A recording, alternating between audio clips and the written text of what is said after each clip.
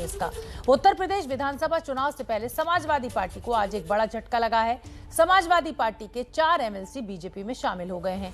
BJP के प्रदेश अध्यक्ष स्वतंत्र देव सिंह, उप मुख्यमंत्री केशव प्रसाद मौर्य और उप मुख्यमंत्री दिनेश शर्मा ने बीजेपी के 4 एमएलसी को बीजेपी में शामिल कराया। समाजवादी पार्टी के 4 एमएलसी को बीजेपी में शामिल कराया। शामिल होने वाले नेताओं के नाम बलिया से रविशंकर सिंह, गौतम बुद्ध नगर से नरेंद्र भाटी, गोरखपुर से सीपी चंद्र, बुंदेलखंड से रमा निरंजन है।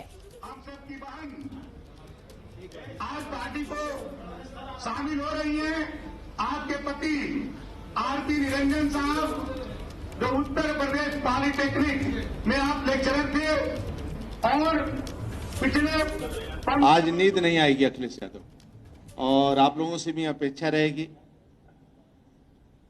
कि जो आपके मित्र मंडली है, आप सपा से एक एक को चुन चुनकर सेक्टर से लेकर ऊपर तक के कार्यकर्ता जो भी आपके वहां पर रहते हैं, वह सभी लोग बीजेपी से जुड़ जाएं, इसकी आप सबको चिंता करना है, नीचे तक के कार्यकर्ता की। तो पूर्व प्रधानमंत्री चंद्रशेखर के पोते रविशंकर सिंह समाजवादी पार्टी से निकलकर बीजेपी में शामिल हो गए हैं। चंद्रशेखर के बेटे नीरज शेखर पहले ही बीजेपी में शामिल हो चुके हैं। तो आज समाजवादी पार्टी के लिए एक बड़ा झटका। स्वतंत्र देव सिंह, जो कि बीजेपी के अध्यक्ष हैं उत्तर प्रदेश में, उनका कहना है कि आज अखिलेश यादव को नींद नहीं आएगी। तो गोरखपुर से सीपी चंद्र, बुंदेलखंड से रमा निरंजन आज बीजेपी में शामिल हुए। पूर्व प्रधानमंत्री चंद्रशेखर जी के पोते रविशंकर सिंह भी बीजेपी में आए हैं। सर, समाजवादी पार्टी से क्या नाराजगी थी कि भाजपा में आ गया चुनाव से अन पहले? उन्होंने नीरज शेखर जी का टिकट काट दिया था, बहुत पुरानी बात। तो उसी समय से मैंने सपा का झंडा उतार दिया था। आपका कार्यकाल खत्म हो रहा है, विधानसभा चुनाव भी नजदीक है, तो क्या माना जाए कि आप बीजेपी के प्रत्याशी बन जाएंगे? इसके लिए आप भाजपा कोई शर्तों पे मैंने भाजपा ज्वाइन नहीं किया है। अगर भाजपा मुझे कैंडिडेट बनाती है लोकल पार्टी का, तो मैं चुनाव लड़ूंगा। नहीं लड़ाएगी तो जिसको लड़ाएगी उसका मैं समर्थन करूंगा, साथ दूंगा। आपसे सवाल इसलिए ना कि सर, आप उस परिवार से आते हैं जो एक तरह से समाजवादियों की एक नींव थी, और उस परिवार से आप बीजेपी में बिल्कुल एकदम अलग विचारधारा है, तो कितना मुश्किल होगा आपके लिए? नहीं, देखिए, विचारधाराएं, समाजवादी विचारधारा और भाजपा की विचारधारा में बहुत अंतर नहीं है। समाजवादी एक विचारधारा, एक हिंदुत्व विचारधारा है।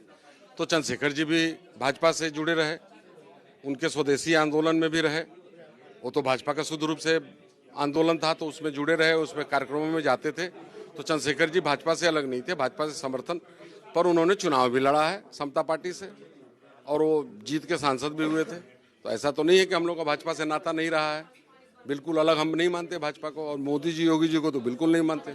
आखिर सवाल ये, बलिया तो बड़ा समाजवादी पार्टी का गढ़ है, इस बार जिला पंचायत अध्यक्ष के चुनाव में भी देखा गया। तो क्या माना जाए कि अब आपके आने से नीरज शेखर जी भी एक तरह से नाराजी होंगे, तो क्या बलिया में भी अब बीजेपी मजबूत कर लेंगे? बिल्कुल, बलिया में बीजेपी मजबूत है, और इसको जिला पंचायत के चुनाव से न देखा जाए।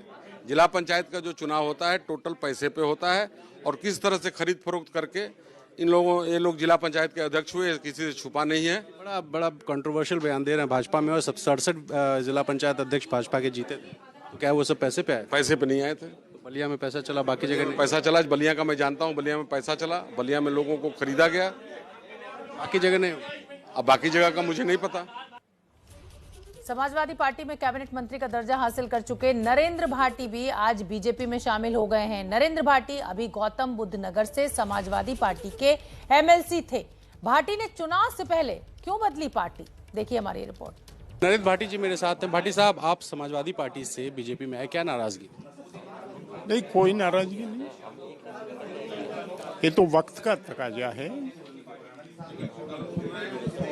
भाई, महामारी है, आज डेंगू से जूझ रहा है प्रदेश, कल कोरोना से जूझ रहा था।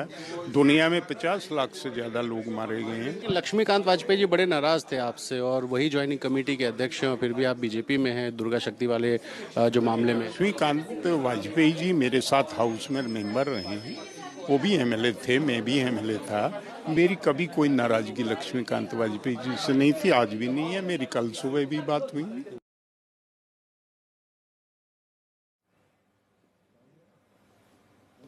तो जिस तरीके से समाजवादी पार्टी के 4 एमएलसी आज बीजेपी में शामिल हुए हैं, कहीं ना कहीं समाजवादी पार्टी के लिए एक बड़ा झटका। उधर सीपी चंद्र वो भी शामिल हो गए हैं बीजेपी में। सुन लेते हैं उनका क्या कुछ तर्क है बीजेपी में शामिल होने को लेकर।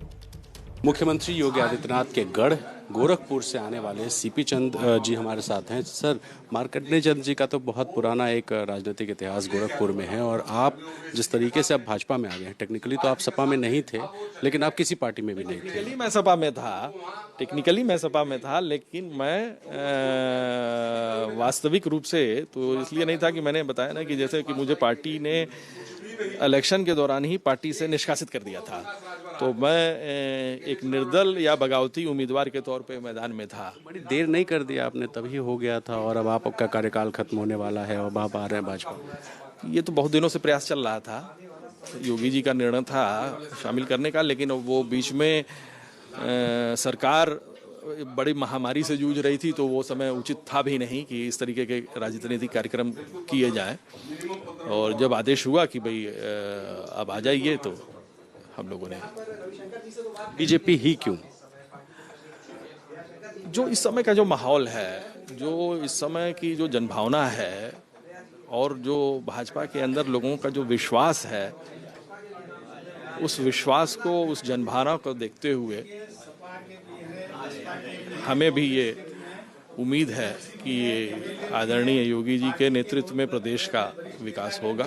एमएलसी ही बनेंगे या विधानसभा का चुनाव लड़ने? देखिए, हमने कोई शर्त नहीं रखी है। हमने योगी जी के नेतृत्व में भारतीय जनता पार्टी ज्वाइन की है और जो पार्टी जहां हमारा इस्तेमाल समझे, जो लड़ाना चाहे, हम तैयार हैं। तो विधानसभा चुनाव में कुछ ही महीने का वक्त बचा है और ये चला चली की बेला शुरू हो गई है। जिसको जहां अपना स्वार्थ दिखाई दे रहा है वो उसी पार्टी में शामिल